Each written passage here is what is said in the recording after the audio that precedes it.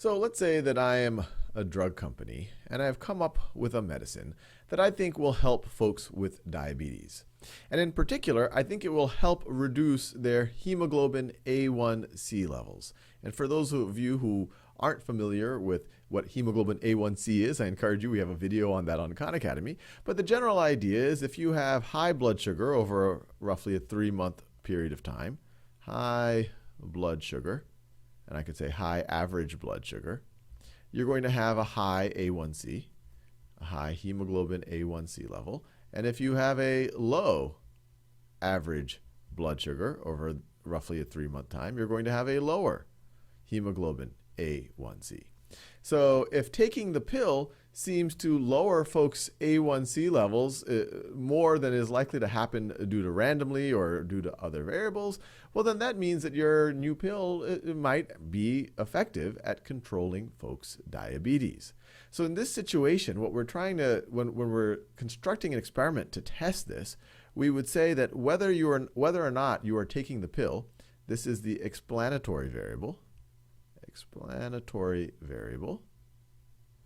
And the thing that it is affecting, the thing that you're hoping has some response, in this case you want to, the A1C levels are your indicator of whether it has helped controlling the blood sugar, we call that the response variable. That right over there is the response variable. So how are we actually going to conduct this experiment? Well, let's say that we have a group of folks. Let's say that we have been given a group of 100 folks who need to control their diabetes.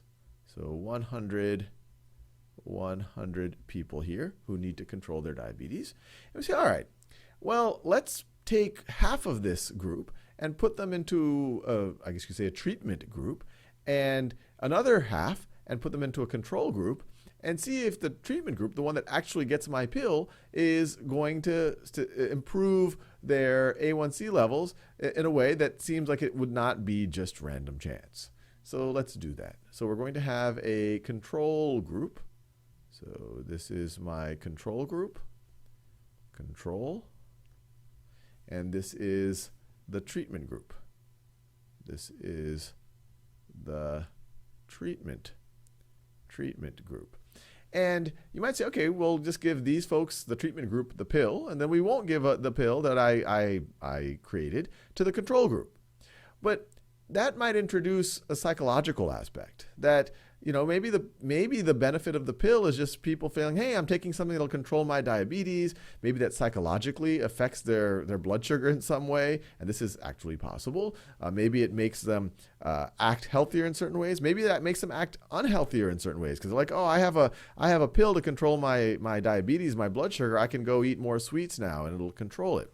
And so to avoid that, in order for just the very fact that someone says, hey, I think I'm taking a medicine, I might behave in a different way, or it might even psychologically affect my body in a certain way, what we want to do is give both groups a pill.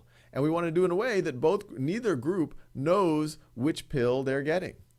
So what we would do here is we would give this group a placebo, and this group would actually get the medicine.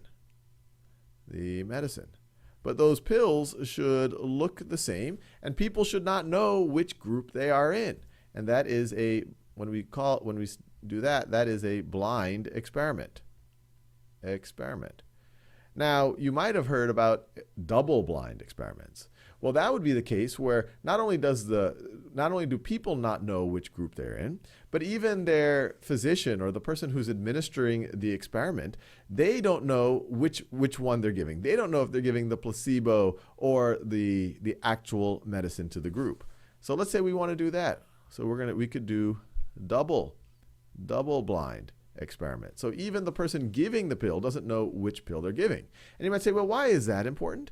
Well, if the physician knows, it might, or the person administering or interfacing with the patient, They might give a tell somehow. They might not put as much emphasis on the importance of taking the pill if it's a placebo. They might, by accident, give away some type of information. So to avoid that type of thing happening, you could do a double blind. And there's even, some people talk about a triple blind experiment, where even the people analyzing the data don't know which group was the control group and which group was the treatment group. And once again, that's another way to avoid bias.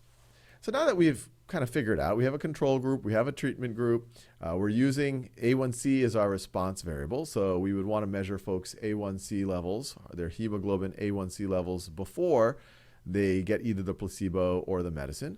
And then maybe after 3 months, we would measure their A1C after. But the next question is, how do you divvy these 100 people up into these two groups? And you might say, well, I would want to do it randomly. And you would be right, because if you didn't do it randomly, if you put all the men here and all the women here, well, that might, first of all, sex might explain it, or the behavior of men versus women might explain the differences or the non-differences you see in A1C level. If you get a lot of people of one age or one part of the country or one type of dietary habits, you don't want that. So in order to avoid having an imbalance of some of those lurking variables, you would want to randomly sample. And we've done multiple videos already on ways to randomly sample. So you're going to randomly sample and put people into either groups. In a very simple way of doing that, you could give everyone here a number from 1 to 100, use a random number generator to do that. And then, or you could use a random number generator to pick 50 names to put in the control group, or 50 names to put in the treatment group, and then everyone else gets put in the other group. Now, to avoid a situation, just randomly, by doing a random sample, you might have a situation where there's some probability that you disproportionately have more men in one group or more women in another group. And to avoid that, you could do really a version of stratified sampling that we've talked about in other videos, which is you could do what's called a block design for your random assignment, where you actually split everyone into men and women. And it might be 50-50, or it might even be, just randomly here. You got, 60 women and 40 men.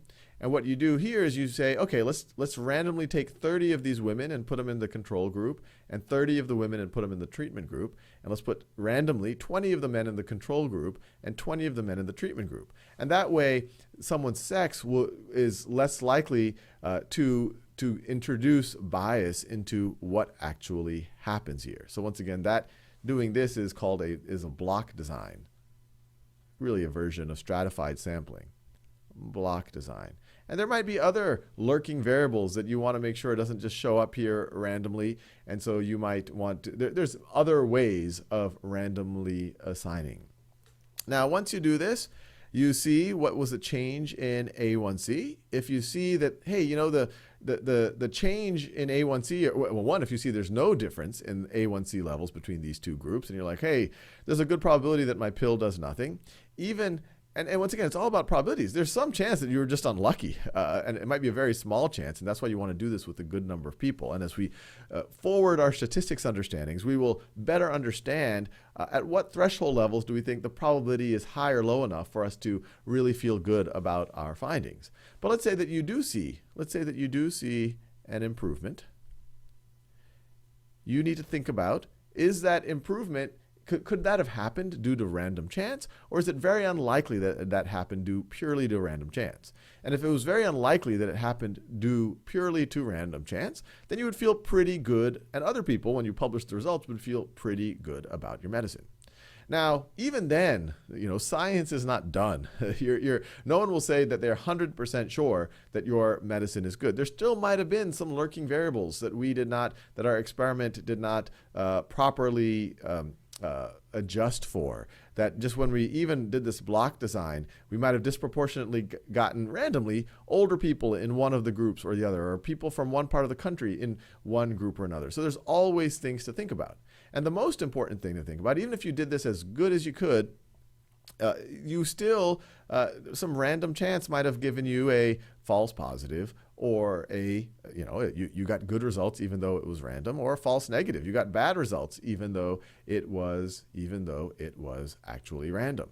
And so a very important idea in experiments, and this is in science in general, is that this experiment, you should document it well, and the process of replication. Other people should be able to replicate this experiment and hopefully get consistent results. So it's not just about the results, it's your experiment design. Other people should it should be an experiment that other people could and should replicate to reinforce the idea that your results are actually true and not just random or just due to some bad administration of the actual experiment.